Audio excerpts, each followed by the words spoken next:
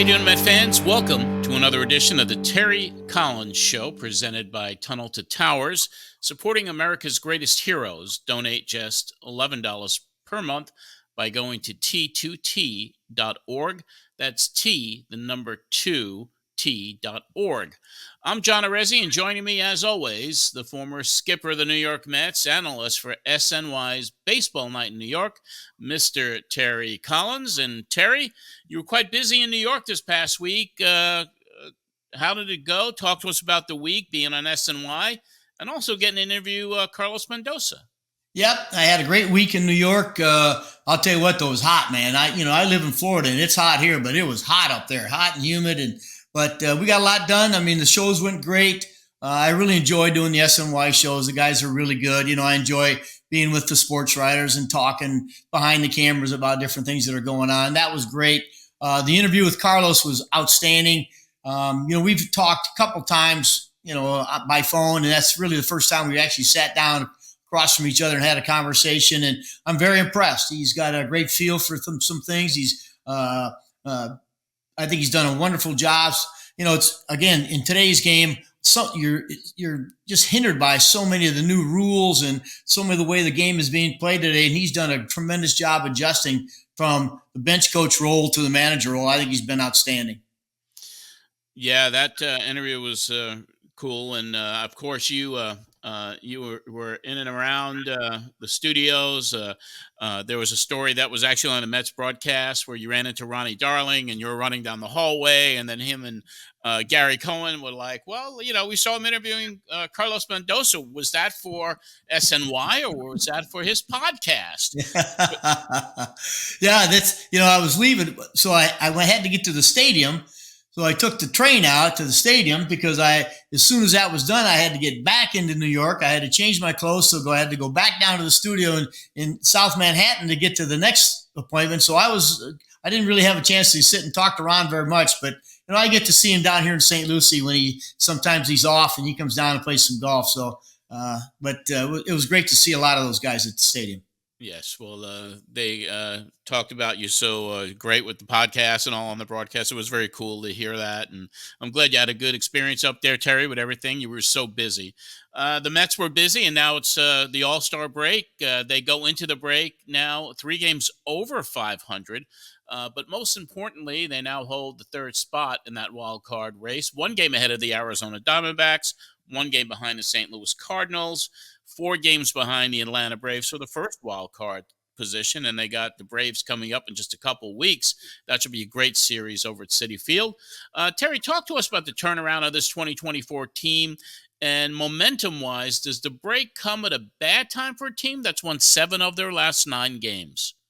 Well, first of all, John, we've talked about it since March that there's ups and downs in a season. Obviously, they got off to a pretty good start, and then they had a terrible, terrible May, but they fought back. We always knew their lineup was pretty good. It was all about getting that starting rotation settled a little bit. With Senga out, they had they were always filling, and that's tough to do. I go back to the old theory: the best pitching staffs in baseball are the healthiest pitching staff. So they've had injuries, and they've shuffled 20-some relievers in and out already. But that lineup is starting to come together, and therefore they're giving that pitching staff something to work with. They're running 6-7 runs a game, which you should win games. If you score 6 runs a game, you should be winning those baseball games, and they are. As far as, they're playing good. You know what? There's nothing wrong with a couple days break. These guys are right now. They're confident, tremendous confidence going into the break. It's nice to catch their breath a little bit because they're going to come out of the break and their competition is going to get pretty stiff. So having the fact that they believe in themselves, that they know they can score, that they stay in games, that the game's never over. They get 27 outs, man, and they make the most of those last 3 outs in a lot of times, in a lot of games. So it should be very, very fun second half of the season, and we're rooting as hard as we can for them. Yes, we are. No one is hotter on that team right now than Brandon Nimmo. And you've known Nimmo from the very beginning. You had him as a rookie, 2016, his first year with the Mets, 2017. His evolution on the field and his skills and everything that he's gone through, a hard worker, obviously. He's also, talking about how this team, the Mets want to be buyers at the trade deadline. And it seems like that's coming into play now. Talk to us about your relationship with Brandon Nimmo when you met him, and how he's evolved as one of the top players in the game today. Well, you've already mentioned it, John. His work ethic is off the charts. Great. Great. First of all, we know he's one of the finest human beings you've ever met in your life, ever talked to. He's polite, he's considerate, he's respectful. All that plays, and that's why he's a fan favorite. The way he plays the game. He runs hard when on a base on balls. He runs hard when he hits a single. He doesn't just round the bag. He wants to try to get a double. Plays center field. Plays all the, no matter where you put him in the outfield, you're going to get maximum effort out of Brandon Nimmo. And that's just his personality, and that's what he's become. When he was young, the one thing he did is he knew he had that command of that strike zone. In the beginning, there was a lot of times he took those close pitches, and back then, before the umpires had to change the way they called balls and strikes, a lot of times he got called out on a third strike because it was close to the corners. But you know what? He trusted himself, and that his play there. That's what makes him, for me, one of the toughest offensive players on the team, is his ability to command that strike zone, to know what the ball. And he's gotten bigger and stronger. I mean, his power is just, and I always thought, gosh, this guy's going to be a 290 hitter, a 295 hitter, because he takes pitches, he works it, hits it all over the ballpark. Well, now all of a sudden he's starting to hit some mistakes and hit them in the seats, and that's going to make him ultimately dangerous. And I think he's certainly deserves to be on this all-star team this year. I think there's all-star games that are going to come in the future. It's as we all go back, a lot of times it's how you get out of that gate, and so I saw it for years with some players that I've had in the past that did make all-star teams that were outstanding players and should have been on some teams. And Brandon's going to make some of those teams in the future. But, right now he's got a voice in the clubhouse. I think it's great because, again, it's well thought out. He just doesn't talk from emotion. He thinks out what he's going to say, and I respect that. I think that's a great way to go about things. And I know his teammates really respect him for what he has to say and what he does. And it's going to be fun to watch him in the next 70 games. Yeah, absolutely. Certainly will. And Terry, the Major League Baseball draft took place. The Mets' first pick, round one pick, they picked a outfielder from Oklahoma State by the name of Carson Beng. He was a pick 19, looks like a great power hitter. He also can pitch. And we were talking before we started the broadcast today about signing college players in comparison to high school players. Give us your philosophy on that and this first pick from the Mets from a great baseball school, from what you've told me. Yeah, there's different philosophies of organizations. When I was with the Dodgers, we drafted high school guys. We really like those young guys. We like to develop them. We like to control what they do. A lot of time, college guys are developed, especially pitchers. And as you know, John, there's those guys who start Friday night. They're the Friday pitcher in college, big college programs, and they also close on Sunday. They've had one day off, so you got to be very careful. Sometimes those guys can get overused in college pitching. But college players, they're the ones who can move fast. They're on those big stages. They're at the College World Series. They've played in front of big crowds. They're a little bit more developed, obviously physically, than the high school kids. So I like to move those guys. I like to challenge those guys. I went through a situation in Anaheim where I had a really good player come into my office who never failed in the minor leagues, and for the first time in the big leagues was dealing with failure and didn't know how to deal with it. And I thought to myself, if I ever ran a minor league system, I'm going to challenge my best players so that they learn how to get through failure. And, John, you and I have talked about it. I say there's two kind of players in the big leagues. There's the ones who have been humbled and the ones who will be humbled. And so you have to learn to get through that adversity and learn how to adapt to it to become a real good star player. So let's challenge these young, talented guys, especially these number one picks. I mean, they're obviously off the charts talented. Let's go challenge them. Let's go, make sure, see if they can handle a little bit better competition. They'll adjust. If they can handle it, they'll adjust. I watched Andres Gimenez when I left managing and went through the minor leagues. I watched Andres Gimenez when he was 17 years old. Saw him at low A ball. He was the best player in the field. So I challenged the farm director. Let's move him up. They did. He was the best player on the field the next year. So, those are the kind of things that I think players, the good ones, they're going to adjust and they're going to adapt and they're going to move that much faster. Thank you, Terry. We have just a few more topics here. First, for this week in Mets history, it's honoring the 94th MLB All-Star Game. This week, we'll talk about just a couple of moments in Mets history with some of their All-Star moments. July 14th, 2015, his first All-Star game, Jacob deGrom was absolutely dominant, striking out 3 batters on 10 pitches. deGrom became the first pitcher in the game's history to record 3 strikeouts in an inning with 10 pitches or fewer. Terry, tell us about your memories telling Jake that he made the All-Star team that year. Well, back then, they were selected by the manager. And so it was very easy and very fun. He was obviously having a great year. And he was one of those guys, John, when you tell him the smile that pops in his face, it's like, oh my gosh, I never dreamed in my wildest dreams that I would ever get, make an all-star team. So those are the kind of times when you talk to a player who they genuinely, are thrilled, even though they're big league players and they're going to be good players, just to be thrilled to make their first all-star team was very cool. Yeah. We're going to go way back, July 14th, 1970. Tom Seaver became the first Mets pitcher to start an all-star game. In typical Tom terrific fashion, he pitched 3 innings of scoreless ball, striking out 4 batters, allowing only 1 hit. Terry, do you remember the first All-Star game you watched as a youngster, and what was your favorite All-Star game memory, if any? Well, John, I'm not sure you're old enough to remember, but if you remember when I was a kid, they had 2 All-Star games in the summer. So I used to be able to watch 2 of them. Yeah, so you saw all the players.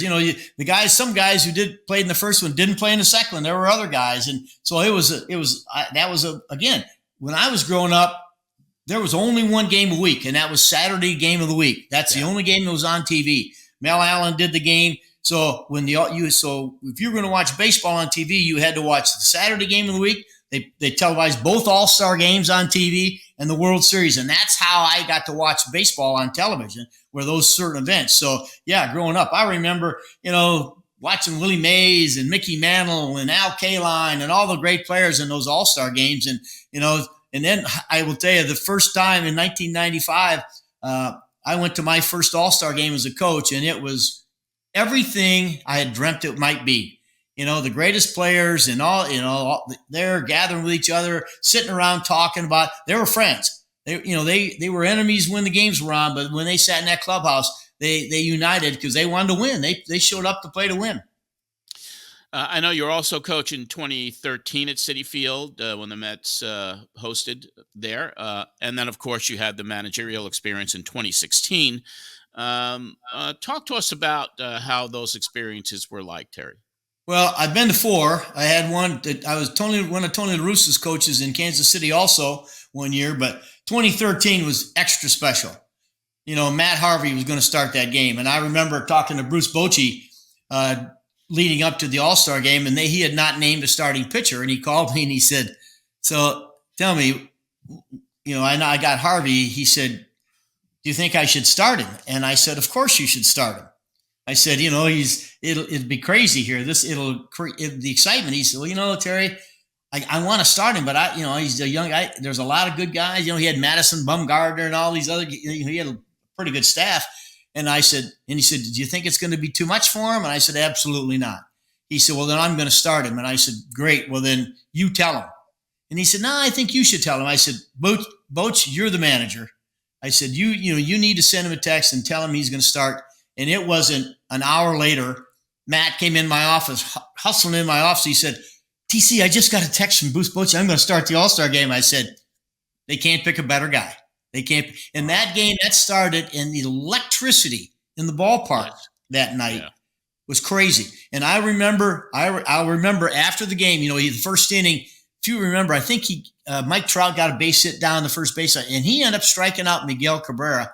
And Jim Leland was the manager of the American League team, and my relationship with Jim.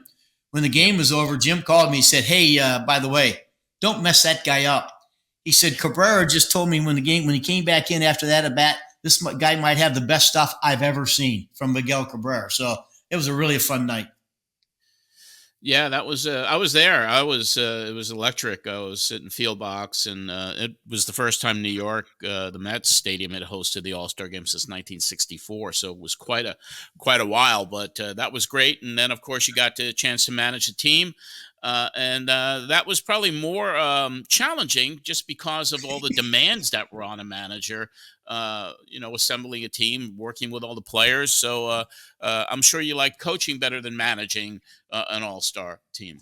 Well, that was during the time, John, when you had to win. If you won the All-Star game, the National League would have the home field advantage in the World Series. So, plus you had to deal with the players that were chosen by the fans to start the game. Then you had to deal with the players that were chosen by the players, who were your reserve players.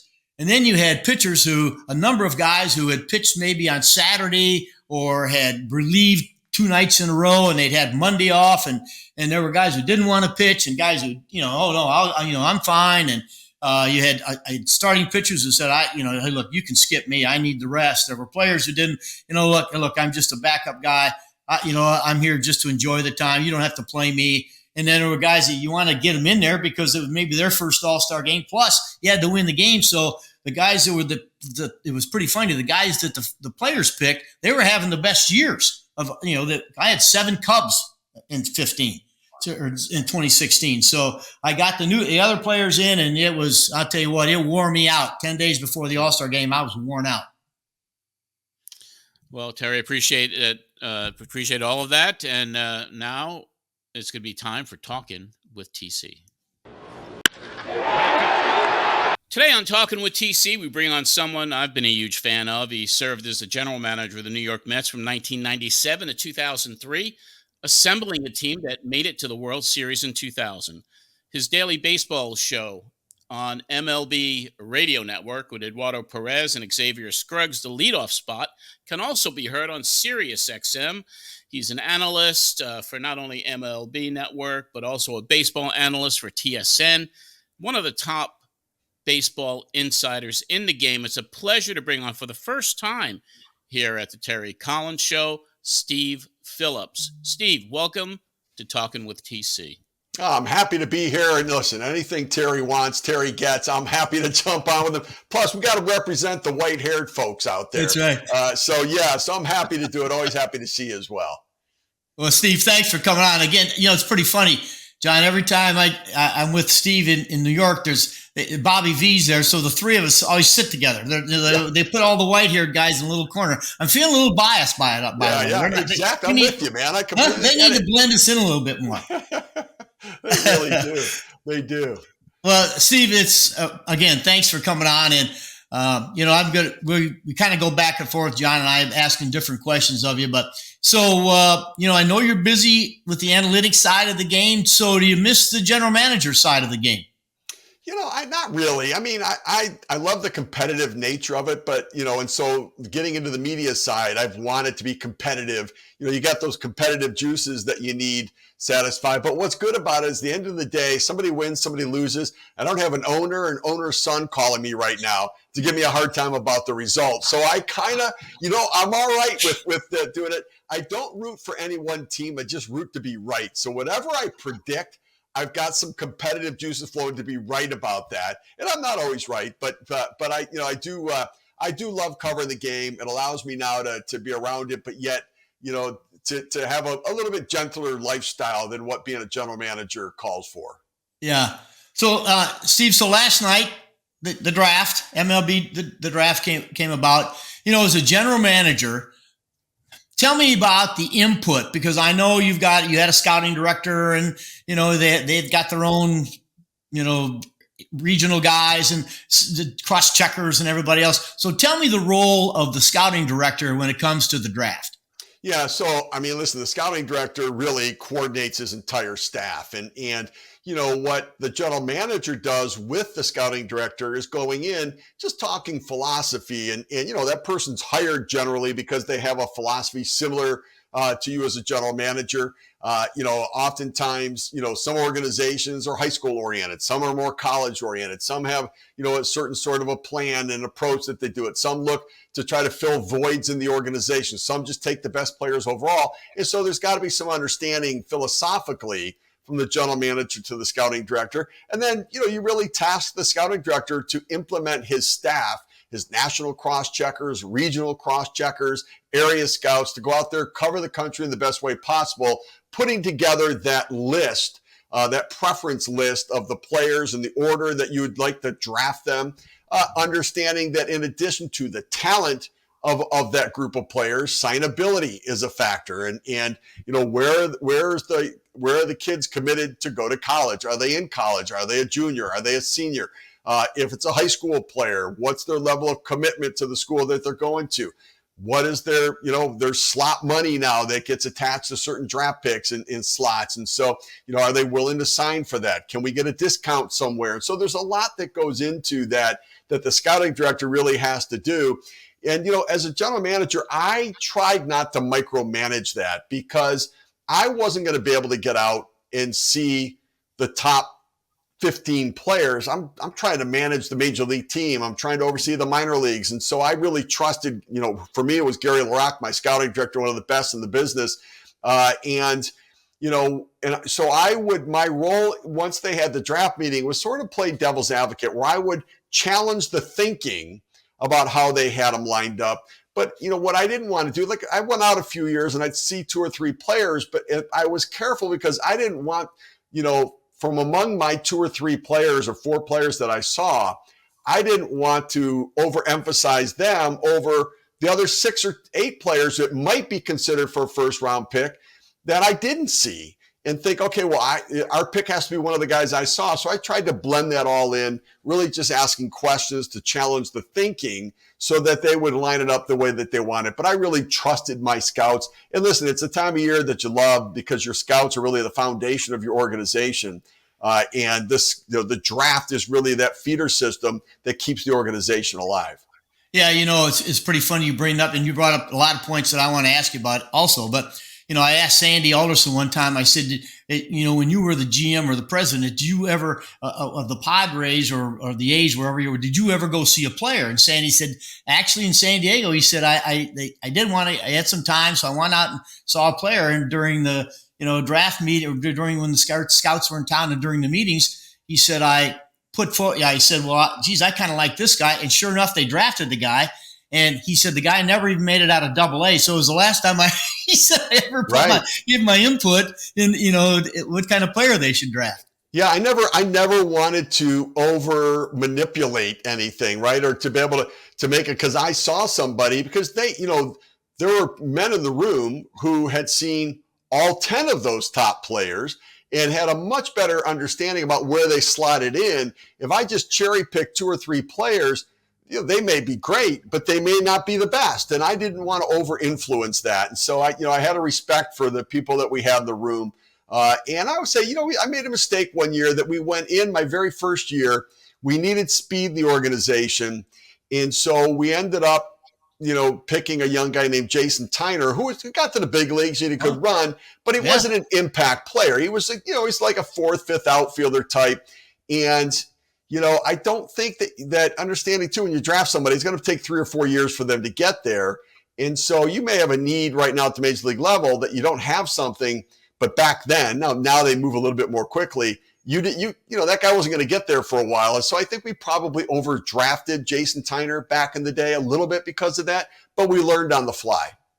Yeah, I actually had Jason Tyner when I was coaching in Tampa Bay. He was one of our outfielders at the time. And he could run. That was going to be one of my questions. See, during your time, was there a time when you looked at the organization and said, okay, we need speed, or wow, I remember one year with the Dodgers, they drafted according to, hey, they were looking for left-handed pitching. Did that dictate anything as organizational needs, or was it just the best player available? Yeah, so generally it was the best player available. As you got deeper into the draft, I think you could then start to satisfy some needs there. But I think that, what I didn't want to do is, after sort of learning from the Jason Tyner thing, we just took the best players available for the first, 10 rounds. And then if you need more pitching in the organization, you can focus on a run of pitchers and that sort of thing. It's interesting, a few years ago, the Angels, I remember they drafted 20 pitchers in the draft. They thought they needed pitching. And I, my experience is if it was ever equal, I would always take the position player. I would always take the position player because there's so much risk involved with the pitcher that, I mean, so I watch these pitchers get drafted. So it's not a matter of if, it's a matter of when are they going to need the Tommy John surgery? When are they going to need the shoulder surgery? And how will it impact their careers moving forward? Where the position player, generally, unless he has some catastrophic leg injury or shoulder injury, he's going to be able to stay healthy, go out there and perform. And I looked at how teams were being built, and I go back to like the 2016 Chicago Cubs, right? They got John Lester in free agency. Kyle Hendricks was in a trade. Jake Arrieta was a guy that had, from the Orioles that showed flashes but failed, and they picked him up and they got him going. You can find pitching out there, I think, much more easily than you can find it every day middle of the lineup position player. So I always opted more for the position player over the pitcher if it was close. Steve, I was the minor league director, as you know, for a number of years with the Dodgers. And one of my things that I kind of developed this actually when I finally got to the big leagues as a manager. Before I was the farm director, I'd already managed the Angels and the Astros in the big leagues. One of my issues was college players that were drafted. And last night, I know the Mets picked a college guy in the first round. What was your philosophy of taking those college guys? Where are you going to send him? Where should he go first? So it's interesting. The game's changed a lot from when I was running a team in that, the players today that have gone to college have played in huge showcase events. I just was out in Arizona for a week broadcasting for Perfect Game with the top 300 high school juniors. Guys will be part of the draft next year. Dino Ebel, who's third base coach for the Dodgers, his son Brady was there. Dino's throwing in the home run derby to Teoscar Hernandez. Brady's participating in the high school home run derby. And so think about the high school kids today. They're in these big showcase events. They're traveling the country, participating in them. These kids were at Chase Field there for a week when I was there. They're participating in Team USA trials. They're playing internationally. They're in home run derby events. They're in RBI programs. They go to play college. They play in major college programs in a college World Series. By the time they get ready to be drafted, they're so much better prepared today than players were back 20 years ago because they've had all of these huge events and pressure-packed moments where they played in major league stadiums. It's not new to them. The third deck is not this sort of odd thing to them.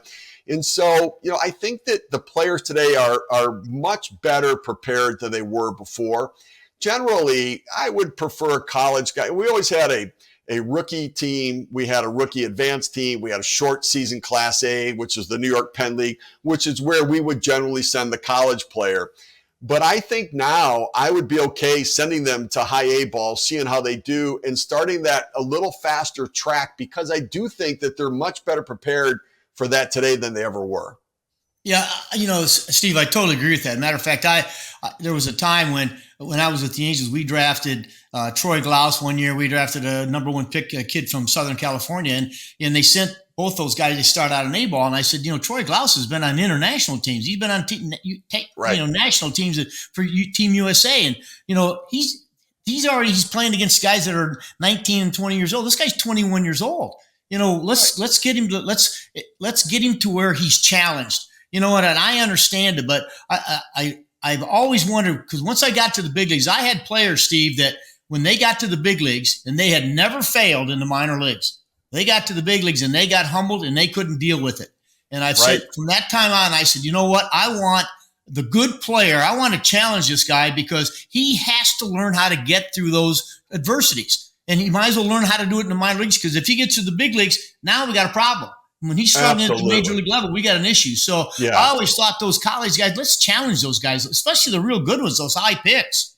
Yeah, I think people sometimes will hear that and think, wait, you want a guy to struggle? And the answer is yes, you really do. You want them to have some struggles because when that happens, they have to learn how to make an adjustment. They have to learn about themselves. They have to learn about, what is it that's not right for me? Is it my timing? Is there literally something with my mechanics, with my swing? Because generally, timing's the issue, right? They're starting late, and then they feel like they have to rush, and it looks like there's something going on with the swing, but it's really the timing that's the issue. How do I get out of it? Can I get out of it? Can I make an adjustment from at bat to at bat? Within an at bat, is it take game to game? And there are some players who they have to go wait an off season to get things fixed and then come back in. And I think that you're right. When guys get to the big leagues and they haven't failed, I'll give you Jackson Holiday. I mean, Jackson Holiday got called up with the Orioles this year. He hadn't failed at all. He ran through the minor leagues, and he's, 19, 20 years old at AAA, tearing it up. They call him up, and he did struggle a little bit. He tried a little too hard, tried to get hits instead of just playing the game, understanding that sometimes the best way to hit is to take, right? Take some pitches, get yourself in that 2-0 count, that 2-1 count, 3-0 count, then look to start to swing. But they get a little over anxious. How do I control my emotions? And so, yeah, I think that failing along the way allows you to be more successful and stay as consistent as possible at the major league level. Yeah, I agree with that. I agree with that totally. John, you got some questions for Steve? Oh, absolutely. Thank you, Terry. Steve, good to see you again, first and foremost. You too, John. You had a long history with the New York Mets. February 1990, you were hired by the franchise to work in their front office. You named director of minor league operations, 1991, then assistant general manager, and then finally named the Mets general manager in 1997 and held that position until 2003. Describe your time with the Mets front office, working with the father-son tandem.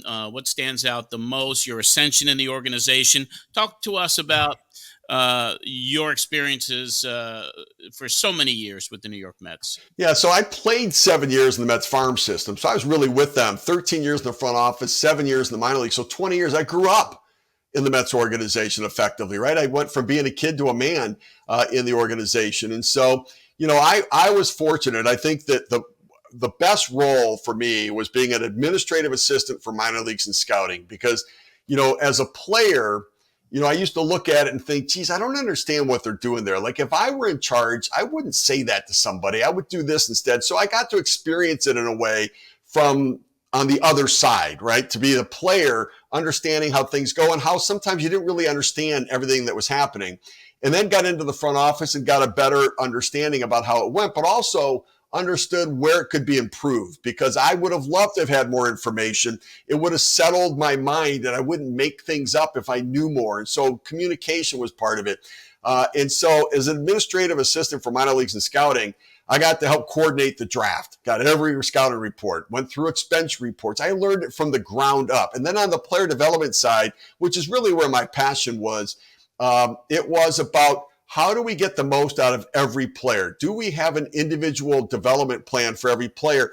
Are we holding our players accountable to a level of behavior on the field and off the field of professionalism that we better instill when they're minor leaguers? Because at the big league level, I can fine them $500 if he's not like. So we've got a window when they're in the minor leagues to really create a structure for an organization about expectations, teaching them consequences along the way so that when they got to the big leagues, they were quality players on the field. They were quality citizens representing the organization as well. And I thought it was a really critical part. So I worked my way through. When I became the minor league director, one of the things I saw was, and Jerry Hunsaker was one of my mentors. I was the assistant, and Jerry was going to let a coach go. And he said, I'm letting you go because of this, this, and this. And the coach said, you never told me that those were part of my responsibility. And Jerry, to his credit, said, you know what? You're right. I didn't tell you that. So he kept them on for a year. But what I then did when I heard it was, well, when I'm in charge, I'm going to create a job description for everybody so they understand what the expectations are. This is what your job entails. This is what I expect you to be able to do so we don't run into that at some point. And it helped create a structure to where the names can change, but the structure is so strong that you insert new people and it becomes your way of doing things in the organization. And so I was fortunate enough to learn along the way. When I came in as general manager, we added an international scouting department. We had a couple scouts in the Dominican and Venezuela, but I wanted a coordinated effort around the world and did that. I wanted a separate professional scouting department because we were making decisions in July at the trade deadline with scouting reports that were from the preceding year because we hadn't had people out scouting professionally at that point. I'm like, that's not the way to do it. To look at the report from last year, look at the stats this year and think that we know who the player is. So, I really sort of changed a lot of the things that I learned along the way did a lot of what I learned how to do, but also what not to do. And then, I came in as general manager. We had two owners for the Mets, Nelson Doubleday and Fred Wilpon, who each owned 50% of the team. They owned 50% of the team. And the way it happened was Doubleday Press, Nelson Doubleday's family, the printing company, wanted to buy the Mets because they thought it would help them sell more books. Fred Wilpon was brought in to broker the deal on behalf of Doubleday Press. And as part of it, Wilpon was going to get a fee out of it. So they negotiated the deal. They offered $21.5 million because they ate at the 21 club.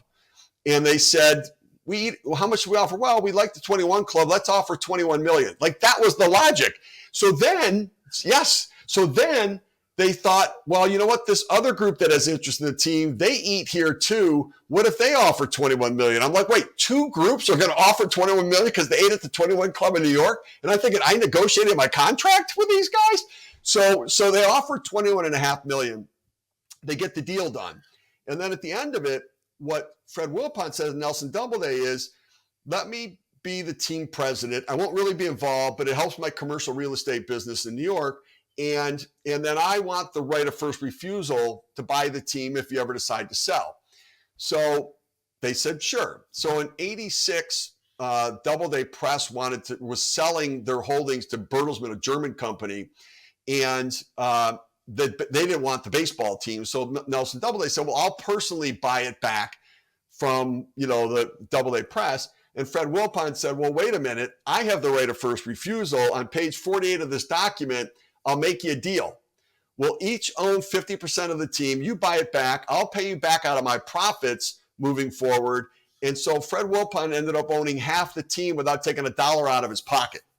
And they became 50-50 partners at that point. And they had completely different beliefs about business and everything else. And they had different levels of involvement with it. So it was very interesting being the GM with two very different perspectives at the top, trying to keep both of them happy and trying to keep them away from each other in creating a war there. And so, yeah, it was an interesting dynamic for sure. And one someday maybe I'll write a book about.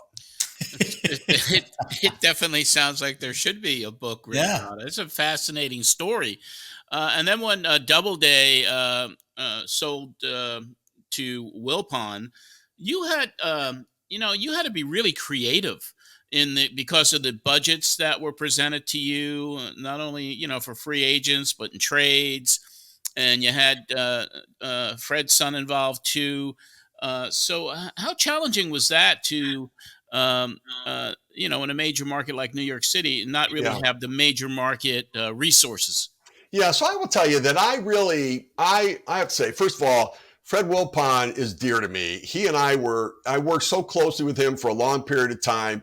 He was a father figure in many ways for me as well. In that, he was really mentoring and supportive in a lot of ways. And Jeff, I think Jeff gets a bad rap from people. They automatically assume something about him because he's the owner's son.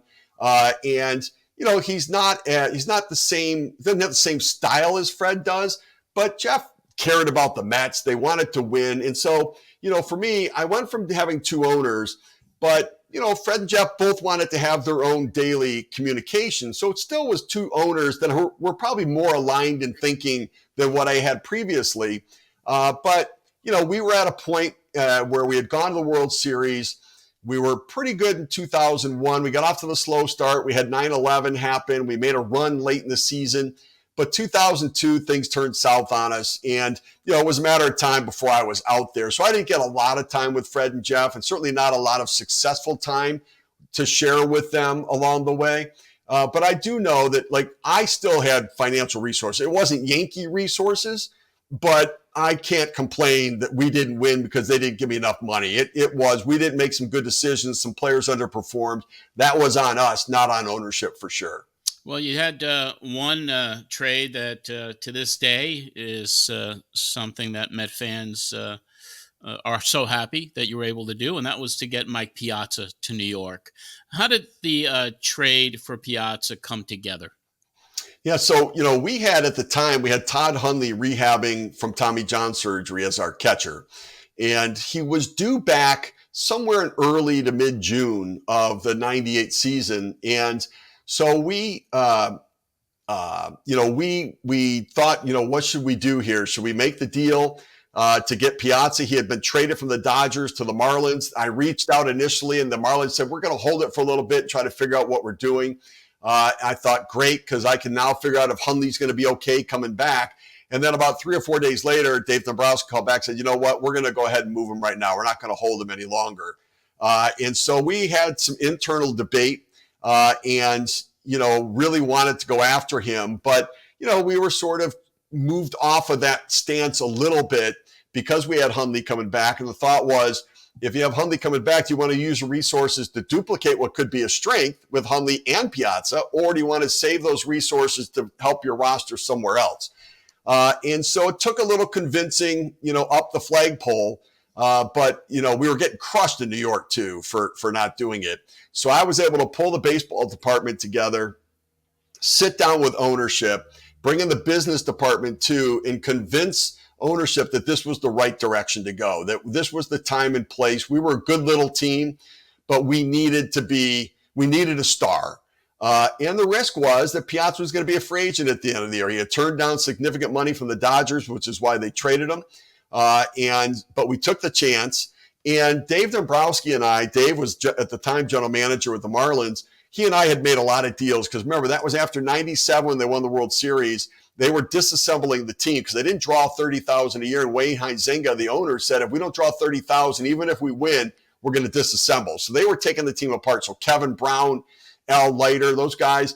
So I was in on Kevin Brown. He ended up being traded to the Padres. We got in on Al Leiter, made a deal. We got in on Dennis Cook, made a deal. And so I knew all of the players that Dave Dombrowski liked in our organization.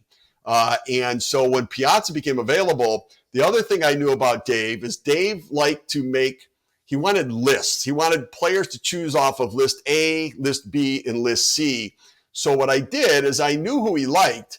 So I put one of the players on list A and sprinkled in a couple other guys, put another player on list B that I knew that he had asked about before, and we talked about, sprinkled a couple other guys, and another guy on list C, put another around him. And I said, okay, Dave, take one guy off list A, one off list B, and one off list C. And he took the 3 guys that I knew I could have offered anyways, but I knew he liked lists. And so he chose the guy on list A, on list B, and list C. And we got it done really quickly. And sort of shocked the world with it because we had already proclaimed we were out when we ended up jumping back in and getting the deal done. Well, then you were able to get him after the season to a 7-year deal, and the rest is history. Well, the other thing I can tell you, John, about the signing, the signing Piazza to bringing him back the extension was the easiest negotiation I've ever done. Think about it. Of all of the negotiations, and here's why. Because it was during the World Series. I think it was the Yankees-Padres World Series in 97. I was out there in San Diego, and I drove up to Beverly Hills to the Beverly Hills Sports Council, which is where Piazza's agents were. And I went in to sit down to negotiate with them. And I already known that I think the Dodgers had offered him like $85 or $87 million. So I went in and I offered him $87.5 million for 7 years. And they looked at me and the whole group, and they're like, come on, Steve. I'm like, what? And they pull out the newspaper. And in the newspaper, Nelson Doubleday had been quoted as saying that, we'll offer him, we think we can maybe offer him, get a deal done around $91 million. And so I said, okay.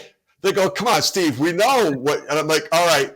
So if I go to the 91, do we get a deal done? They're like, yeah, we got it done in like 5 minutes. And I said, but look, I've got to act like this took some time. So let's order lunch. So we ordered lunch. We hung out, watched TV. We sat there for a while. We talked about some of the award bonuses that were, again, pretty easy to get done. And so, I called the owner, said, yeah, we got it done at $91 million. Oh, great job. I mean, it was done in 5 minutes because they knew what my offer was going to be, and I knew that they would take it. They knew the number. Yeah. Wow, that's Oh crazy. my God. Not the greatest strategy for negotiating by any means, for Yeah. sure. Oh my God. Crazy. I got one more, and I'm going to turn it back to Terry. And then before we let you go, we have a few fan questions. We do a lot of work here with Tunnel to Towers Foundation, and they're such a wonderful organization. And September 11th, it was a day that none of us will ever forget, obviously. And um, you were there. And you were there for 9/11, the historic return to baseball to try to heal the nation a little bit. And uh, can you please share with us your memories about 9/11 and that first game back at Shea Stadium, which to this day is just one of the most memorable moments, not only in Mets history, but in baseball history? Yeah. So, on 9/11 itself, I was driving from Connecticut into the stadium. The team was in Pittsburgh, and we were going to have organizational meetings, by phone. We're going to get conference calls, talk to every manager, pitching coach, and coach on every team, go through all the players at the time. And so I was heading in for what was going to be a long day of just meetings. And as I was getting close to the Whitestone Bridge, I had the radio on to the news, and they said somebody had called in and said a plane had hit the tower, but they thought at that point it was one of those small little planes that pulls around, banners and that sort of thing. And then I got a little bit closer, and I got a phone call from home, and my wife called, said another plane hit, and they think it's terrorism. And I got goosebumps. And as I'm going over the Whitestone Bridge, you can start to see some of the smoke coming from the tower because it was a pretty clear morning. And so I got into the office. Everybody was watching TV, crying. It was really such an emotional time. And I thought, you know what? We're not going to have our meetings today. Let's send everybody home, and get back to your families and get back before they close bridges as well. So we figured they might do that. So everybody went back. The team was in Pittsburgh. Now, we were concerned because the hotel they were staying at was right across from a state or federal building in Pittsburgh. And so we moved the players out to a different hotel outside of town a little bit. And we waited trying to know what we should do and get some instructions from baseball about what it was going to be. And we realized we weren't going to play for a while. So the players ended up coming back home. We met with them, and, Shea Stadium became the staging ground for a lot of supplies going to Ground Zero. Firefighters who were coming in from out of town to help at Ground Zero were actually sleeping at Shea Stadium at the time. We had cots set up down into the concourses. We were feeding them. And then when we were working out between, whenever we were going to play again, we'd let the firemen be on the field, interact with the players. Many of our players went down to Ground Zero, took supplies down there, and really, became citizens instead of baseball players. And was really proud of the organizations. And both the Mets and Yankees both did an extraordinary job. They donated a day's pay as a team to everybody and to the funds there for the firefighters and policemen and the first responders. And so it was really a time where there was so much fear, so much pain. When we started talking about coming back to play, in the first game being back at Shea, in the first one in New York, I'm like, is this really a good idea? Because I'm sitting in my office that day, and probably 5 different times bomb-sniffing dogs came through. I'm in meetings with the fire department, the police department, the FBI, Office of Emergency Management, Port Authority, going through security. They were going to have the metal detectors, which was really kind of the first time we were doing that back then with people coming into the stadium. And it was just so emotional leading into it. And at some point, midday, I went up to my box where I would watch the game, and I just wanted to get away from it all because I'm like, I can't, this is overwhelming. And I'm up there, and there's Diana Ross with a gospel group of high school kids, singers on the field, singing God Bless America. And as they're singing, she's going around to each one of those kids, looking them in the eye and touching their face. I mean, I'm up there bawling watching this. It was really such a performance and emotional for all of the performers, right? And I think in some way they got some of the emotion out in the rehearsal so that they could actually perform for the game. And then for the game itself, it was just so emotional, fans chanting USA, USA. and the Braves and the Mets. The Braves were our nemesis. They were our arch rivals. But on that day, everybody was connected. Everybody was committed. Our players were wearing the hats to honor the FDNY and the police department and the emergency management and everybody involved, all of the first responders.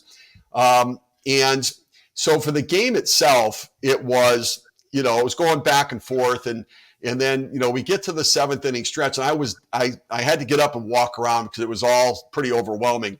And I went downstairs into underneath the stadium, and I saw them I see this wheelchair coming in with this sequin top on of a woman being wheeled down. I realized, oh my gosh, it's Liza Minnelli. She was being wheeled in a wheelchair into the stadium.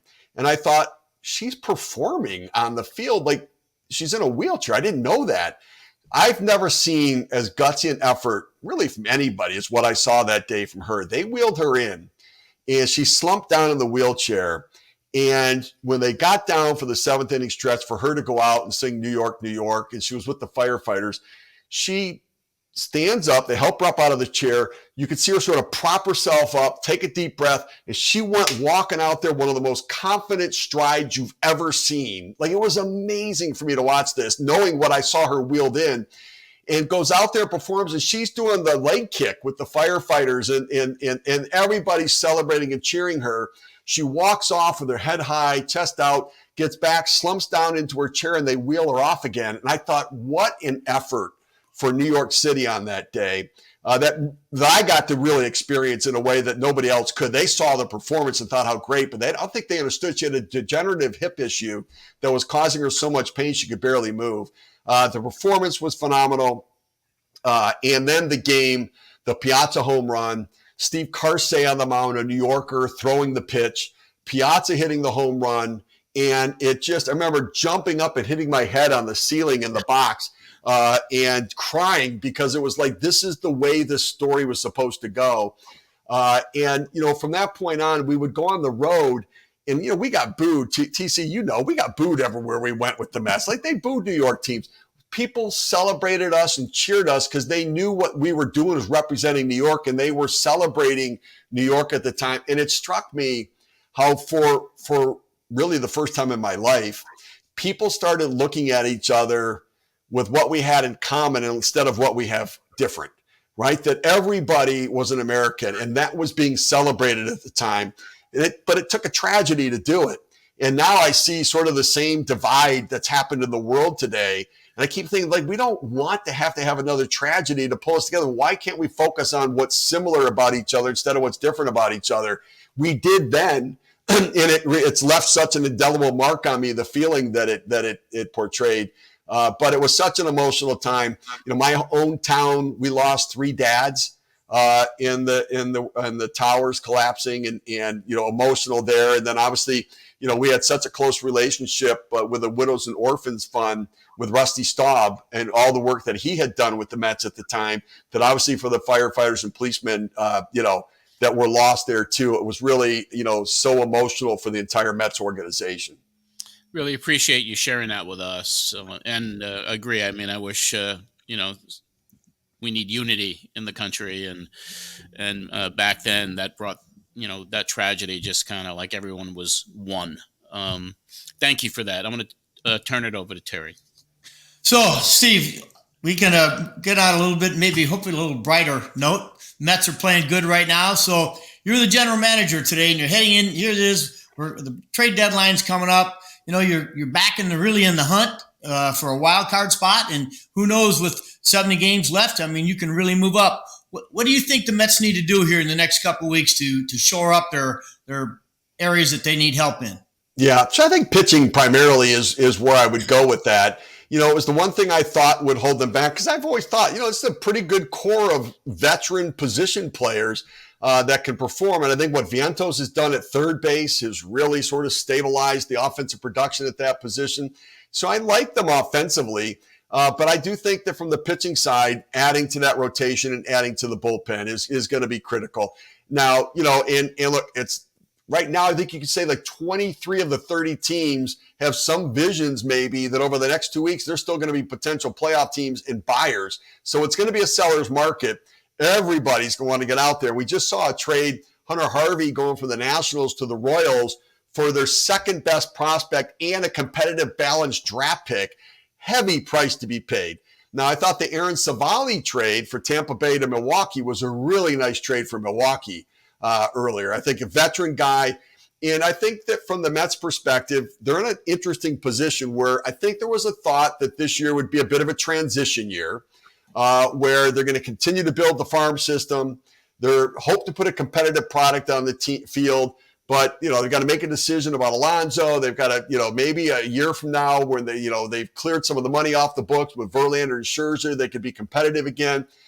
But here we are, right? They'd be a playoff team today. And I don't think you can run away from that because you don't know from one year to the next what's going to happen. If you've got a shot, you have to go for it. I mean, who would have thought a year ago that the Arizona Diamondbacks at the trade deadline or even at the All-Star break were going to be a run to the World Series? So if you can get in as a wild card team, you can make a run. And I believe people say, well, they're not really a World Series team. I didn't think that Arizona was last year, but they were. And so I think the Mets have to honor where they are in the standings right now. I would. And I would add. Now, I would try to, if I'm adding of any substance at all beyond a rental player, then I better get some years of controllability.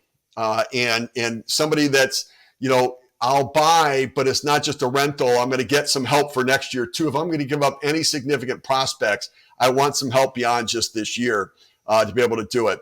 Otherwise, I think you go on the lower end and just get predictability where I can give you the ball and I know I'm going to get every fifth day. It's not going to be dominant, but with a fortified bullpen and a good offense, now scoring 6 runs a game, which see if they can sustain that. There's enough margin for error that it started that can give up 3 or 4 in 6 innings, gives them a chance to win every day that they're out there. And so I would really look to fortify the pitching. David Stearns is really a smart guy. He's honestly the smartest guy in every conversation he's in. I really have great respect for his baseball knowledge, ability to build a team. He did a great job in Milwaukee when he was there. They've always been able to build it up, take it back down and build it up again and not leave any of the parts on the ground. They find a way to make it work again when they do it. So, but I think pitching's got to be really that primary focus. Yeah, I agree. Steve, of course, as a manager, when we know how hard it is to win in the big leagues. And when you get close to winning, you're not, that's why as you know, no general manager that I ever had ever walked in my office and said, hey, who would you trade here? Or what would you do to get, because I had 1 year in Houston, I had a call from Jeff Bagwell broke his hand and we were fighting for the pennant and we needed to replace him. And the asking price was 2 big prospects. And of course, when you're the manager and you're saying, hey, this might be our only chance, who knows what's going to happen next year? We got a chance to win now, do whatever it's going to take. Obviously, those decisions I think a general manager has to make at this particular time of year. So you got a chance to get a pretty good, let's just say a real good relief pitcher.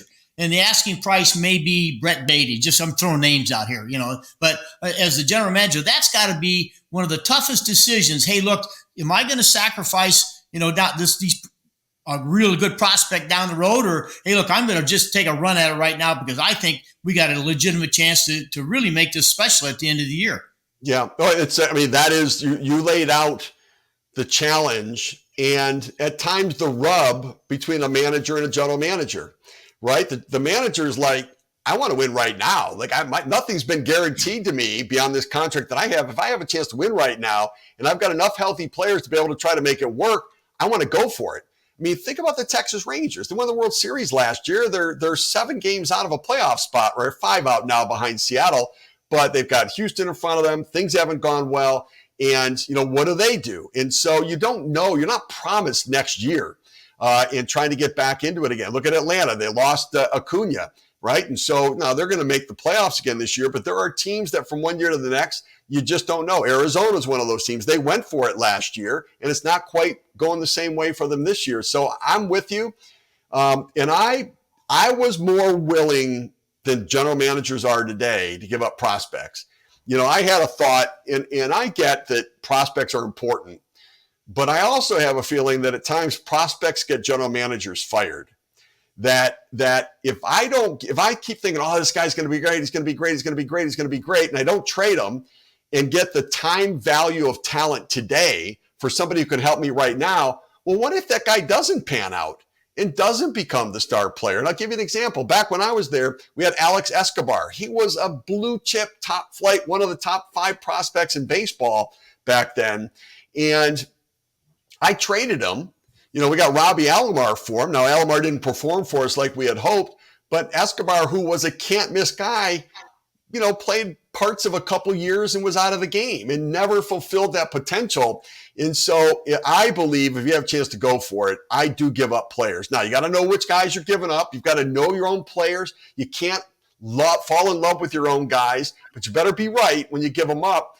But I looked at it, we made the Piazza deal. I gave up Preston Wilson, turned out to be a really good player. Gave up Ed Yarnell, didn't pitch in the big leagues. Gave up Jeff Getz, didn't pitch in the big leagues. But my view was they could all get to the major leagues. They could all be pretty good, but none of them are going to be as good as Piazza. And getting the value of the talent today is so impactful to the organization that I'll figure out finding another prospect down the road. I can't figure out how to find another Piazza today. All right. Well, I agree with all that. I mean, I always separated myself. Look, general manager's got a job, I got a job, and somehow we got to work together to make this work. So it was always, but and the players, because the one thing I know players do is they talk. They talk in that clubhouse and They bring up ideas. There's years and years ago, they used to make up trades and tell the writers, "Oh yeah, we got a chance. I know there's a chance to get this guy." When there was no chance. But I always thought that was that tough path to walk is, as a general manager, because what's being talked about in the clubhouse. There's no doubt, because we hear everything. There are guys who want you to know, hey, why can't we do this? And when I was in Anaheim, I had players come into my office and why can't we get a pitcher? There's no reason why we shouldn't get a pitcher. We should trade anybody to get us a pitcher. Well, that's easy for them to say. And now after those things don't happen, now you've got to be able to walk in that locker room and get those guys ready to play the next night without them worrying about the guy who's not there, and only worry about the guys who are there. So I always thought that was it. That's why I never wanted to be a GM, Steve. Ever. Yeah. Well, I'll tell you what though, that this is the time of year that as a general manager, like you can't catch, you can't throw, you can't hit, you can't do that. But this is the time that you can compete. This is the time that you can contribute to your team. And I always looked at it like that. If we've got a chance to be a playoff team, like I want my contribution to be there. And there's no better feeling than making trades at the deadline and walking down into the clubhouse and telling the manager, and then the players are finding out. We're getting the clubhouse guys getting jerseys and uniforms put together for the new guys coming in, and the excitement around the players that the clubhouse feels like, man, they believe in us. Look at the investment they've made in us. And it does lift up a team. And I think that I've always looked at the trade deadline this way, is that if you stand pat, you're actually moving backwards, because it's like, if you've ever been in a traffic jam and everybody's stopped, and there are times where you're not really looking up, but you're just sort of looking down, but you feel the cars around you. And what's happening is it feels like you're rolling backwards because the car next to you is moving forward, right? You're not moving anywhere, but it makes you feel like you're going back. That's what it is when you don't make a deal at the deadline and the people around you are making deals. It makes you feel like you're moving backwards. And I think that I never wanted my team to feel that we were actually, because everybody was getting better, that we were actually rolling backwards, because I think it does give that emotional impact. I agree. All right. Well, I enjoyed it. John, I know you've got fan questions. We might as well let them attack Steve. We do have a few questions. Question number 1 comes from our X account from JC Cronin. How was it like working with Bobby Valentine all those years? Yeah, so, when I played the minor leagues, Bobby was one of the roving instructors, and he was one of the best coaches I ever had. And so when I was running the minor leagues and Bobby came in and he came back from Japan, he was going to manage, I thought, this is great. So, brought him in to be a manager at AAA. And to have a guy with the pedigree of having managed in the major leagues, managing Japan successfully, now coming back to manage our AAA team, I thought was great from a development point of view. And then, Joe McElvain, they ended up letting Dallas Green go. Bobby got the job. And then, he ended up staying from there. And then I inherited Bobby from Joe. Now, I loved Bobby, for a long period of time. And yet, the thing that was great about him was his passion, his knowledge, his love of the game. But it was also that thing that every once in a while would get him in trouble. that, he had this passion that sometimes he would say something that he truly believed, but without understanding the way it might be perceived from the ears out there. And it at times could create this controversy.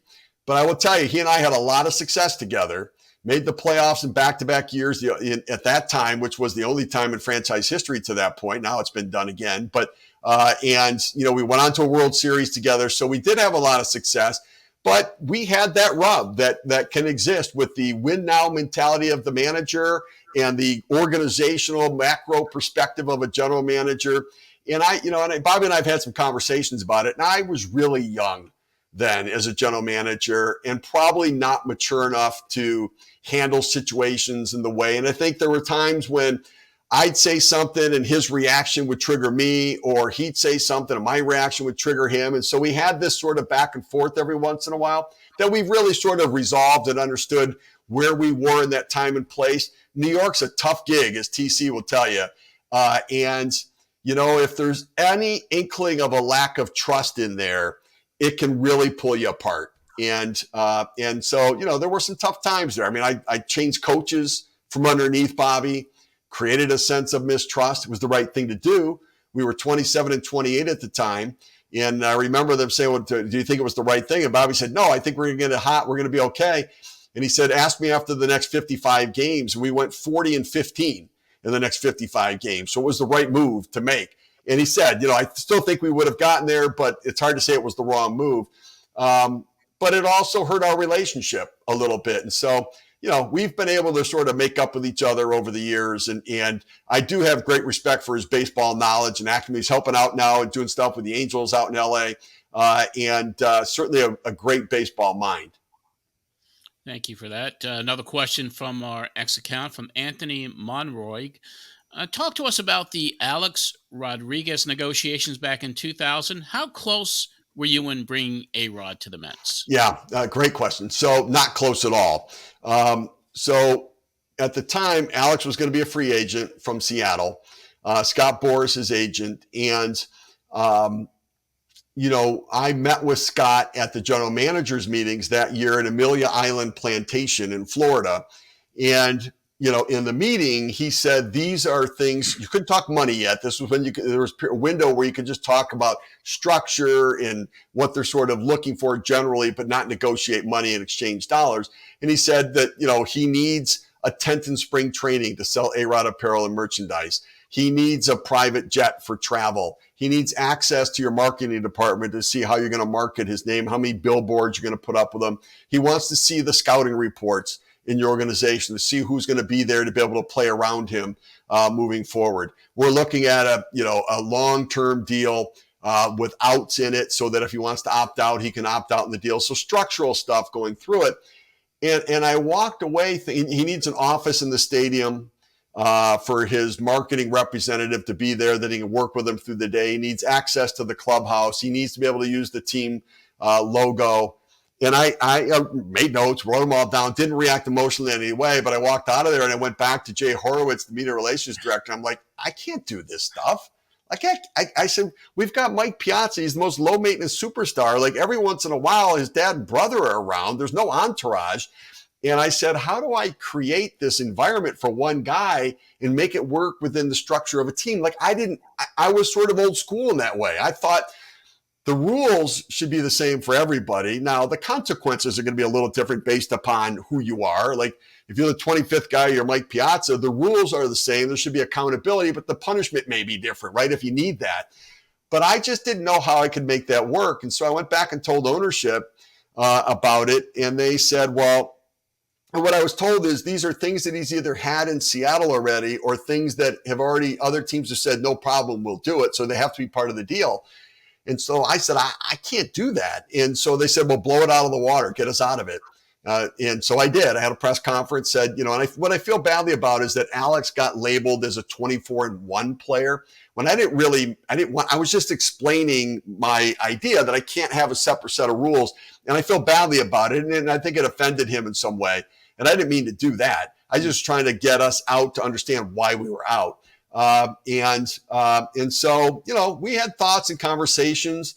should we get back in and just offer money and say we're not doing any of the other things, we would not have gotten to the $252 million, which, by the way, remember, it got to 252. I mean, not because somebody negotiated to 250 or 251, but the 252 was special to Scott Boras and Alex because at the time, the largest professional sports contract was Kevin Garnett at $126 million. So they wanted to double the largest professional sports contract out there. And so that money part became so important. And it's not something that we would ever have gotten to with the Mets. But there was some thought that maybe he liked the Mets and he would have played for us for less money. We never got to the point of even exchanging numbers. Wow. Thanks for that. One final one. This comes from our Instagram account, LGM828, says, recently you posted on X, happy Bobby Bonilla Day. You're welcome. This was your quote. Happy Bobby Bonilla Day. You're welcome. Yes. Why do you think that Bonilla Day gets so much attention to this day? Yeah, boy, I tell you what, every July 1st, well, June 30th, my phone starts ringing to see if I'm available on July 1st to talk about it every year. I just think that you know, the idea that somebody's getting paid for that long a period of time is striking to everybody. Yet there are a lot of deals out there. I mean, honestly, the Dodgers blew me away with the Bonilla deferral. I mean, you know, there's $68 million a year that Ohtani's getting deferred. So, you know, and I think it's an interesting story just because I think it was $5.9 million, you know, deferred for 10 years, then paid out over 15 years.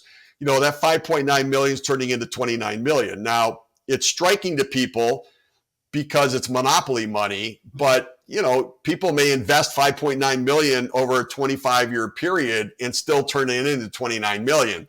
But I think that because it was, you know, it was tied to Bernie Madoff, you know, the whole idea of deferring the money was that the Mets would take that $5.9 million, invest it with Bernie Madoff, make money on the money. And, you know, at the time, there was a thought that the Mets could make 50 or 60 million on the 5.9 million over the 25 years and still pay Bonilla the 29 million over that period of time. So I just think it's sort of a striking story. And what people didn't really realize is that I think until last year, Bonilla was still getting $500,000 a year from the first deal he signed in '92 with the Mets, with deferred compensation then as well. So yeah, Bobby's done well for himself with his business planning for sure. And I still have yet to get a Christmas card. I have not gotten a Christmas card or a gift of any, not even a fruit basket. I would take a fruit basket, you know, love Bobby Bo on it, but nothing has come my way. Wow. That's crazy. Well, Steve, I appreciate it so much. And to turn it back to TC, it's been great having you here. Steve, it's been great. Thank you so much for coming on. The insight, this is one of the reasons why when John talked to me about starting a podcast, one of the things I wanted to do was, you know, let the fans know some of the things that they are not aware of. Things are behind the scenes that they're not aware of that, you know, make this game as great as it is. And hey, look, there's a lot of, you know, this game is not easy. There's a lot of moving pieces that make it work, and you got to get the right people in the right spot. And so coming on today and letting us have here insight on some things was really a pleasure. I enjoyed it immensely. Thanks for coming on. Listen, I'm so happy to do it. And, you know, there's so many stories, right? Baseball people, the storytelling in the game is just, there's so many stories out there with so many different personalities. And it's, you know, it's been a pleasure to make a career out of it. Certainly, Terry, you know, watching you over the years as well and being a big fan of yours. Happy to do this with you and John as well. We appreciate it. Thanks, Steve. You got it. Thank you, Steve. Well, great interview with Steve Phillips. What a great storyteller. What a storied history this guy's had. Oh, that was outstanding. You know, I've known Steve a long time, but you know those things those general managers have to go through, John. You know, we as managers on the field, you know, we have a great relationship with a lot of general managers, but there's stuff they don't tell us. And, you know, some of the things they have to deal with on their own that we don't know about. That was I enjoyed that very, very much. Yeah, it was great to have him on. He had a great history, like I said, and been there for some of those great moments in Mets history. Terry, now it's time for the Tunnel to Towers Amazing Hero of the Week. Born on America's darkest day of 9/11, the Tunnel to Towers Foundation has been helping America's heroes ever since. When a first responder or a military service member doesn't come home and young children are left behind, Tunnel to Towers pays the mortgage of the family home to lift the financial burden. For catastrophically injured veterans and first responders, Tunnel to Towers builds mortgage-free smart homes, which enable severely injured heroes to live more independent lives. Through the Foundation's Homeless Veteran Program, Tunnel to Towers is providing housing and needed services to homeless veterans. More than 3,000 were helped in 2023 alone. The Foundation's 9/11 Institute is helping teachers educate kids about the nation's darkest day, so America will never forget. People who put their lives on the line for our country and our communities need your help now more than ever. Join Tunnel to Towers on its mission to do good and never forget 9/11 or the sacrifices of this country's heroes. Donate $11 a month at t2t.org. That's T, the number T, number 2.org. Terry, on this weekly segment, our tribute, our amazing hero of the week, is actually somebody I knew personally. Jeff Carson was a country music artist here in Nashville, signed to Curb Records, and he had a few big hits, songs like The Car and Not on Your Life. He later became a policeman in the town that I live in, Franklin, Tennessee, and Tunnel to Towers came in to help his family when he tragically passed away. So here's the amazing hero of the week, Jeff Carson.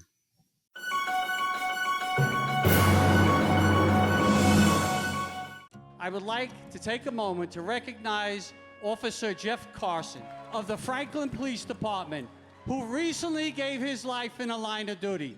The night that it all happened, that Jeff did pass away, and our son Dayton was with me. He said, "We got this, Mama. We got this, Mama." If a first responder dies in a line of duty and they leave behind a young family, the Tunnel to Towers Foundation will be there to take care of them. Somebody's always going to be next. Somebody's always going to be next. And there's always going to be the need to help somebody in whatever way. Kim and Dayton, I know you don't know this, but tonight I want to let you know that the Tunnel to Towers has made a commitment and a promise to you that we are going to pay off your mortgage. You're never going to have to worry about your mortgage again. My hands started shaking, and I just couldn't believe it. It's so special. It's most helpful. We're so grateful. And I just couldn't believe it was happening, because this had all just happened within a couple of months. Your husband, your father, died and lived as a hero. I really just can't believe they've just reached in there and they've done what they've done and so fast. There are a lot of things to think about and worry about, and that's one thing that we don't have to worry about. And I certainly know to be very appreciative, and I am so much. The organization just does so many things for so many, whether it's a fallen officer like Jeff, or firefighters, or helping veterans or whatever. They just do so many things. When people give to that organization, they can really see where it's going.